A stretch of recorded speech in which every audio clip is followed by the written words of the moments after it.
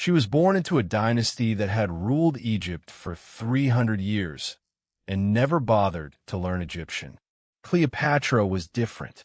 Before sunrise, she was already in the library. History, astronomy, medicine, philosophy, mathematics. She studied them all. She understood one thing early. The mind is the only weapon that never rusts. She spoke 9 languages: Egyptian, Greek, Latin, Hebrew, Aramaic, Arabic, Ethiopian, Parthian, and more. She was the first of her dynasty to speak to the Egyptian people in their own tongue. When she spoke, the room grew still, not because of her face, because of her voice.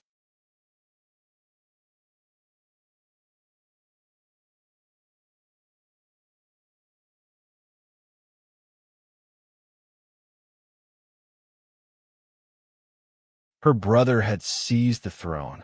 Roman soldiers guarded every gate.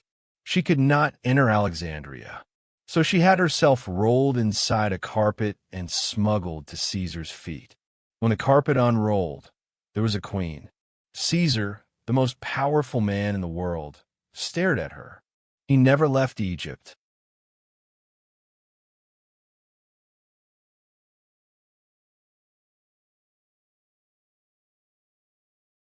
She gave Caesar a son, Caesarion, little Caesar. She dressed herself as the goddess Isis, nursing the infant Horus. To the Egyptian people, she was not a queen. She was a goddess.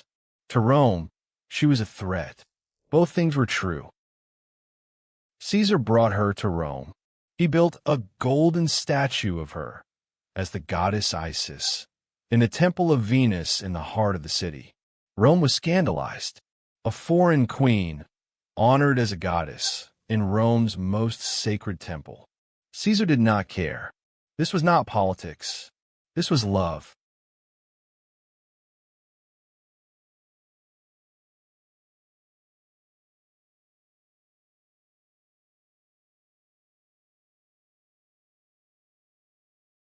She was the first Ptolemaic ruler to worship the Egyptian gods alongside her people. She visited the temples. She performed the rituals.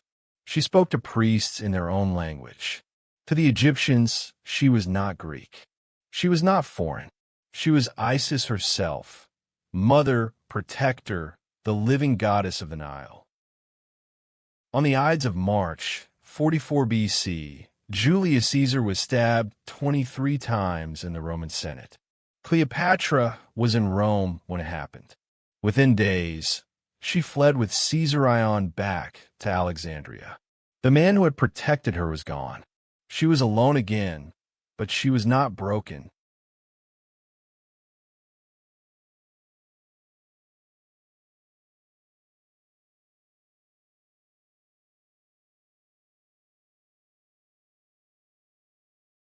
When Mark Antony summoned her to Tarsus, she did not hurry.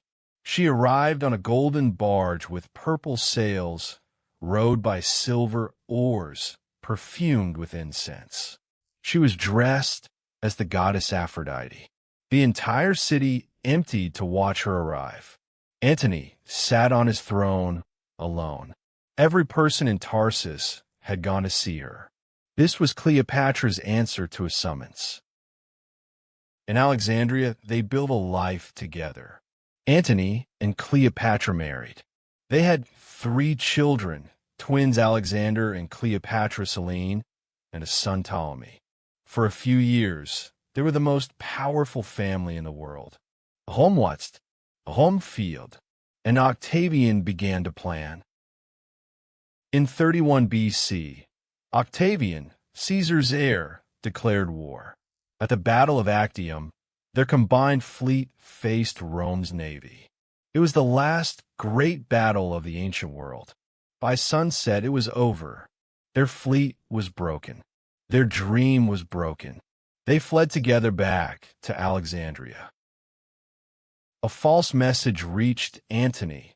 Cleopatra was dead. He could not bear it. He fell on his own sword. When they brought him to her, still breathing, she held him. He died in her arms. She had received the two greatest loves in history. Now both were gone.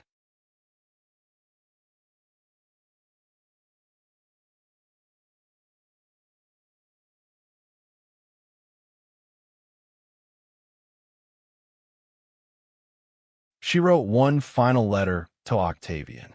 She asked for only one thing, to be buried beside Antony. When Octavian read the letter, he understood immediately. He ran to her chamber. He was too late. She had gone on her own terms in her own time. The ASP, symbol of divine royalty, lay beside her. Even her death was a statement.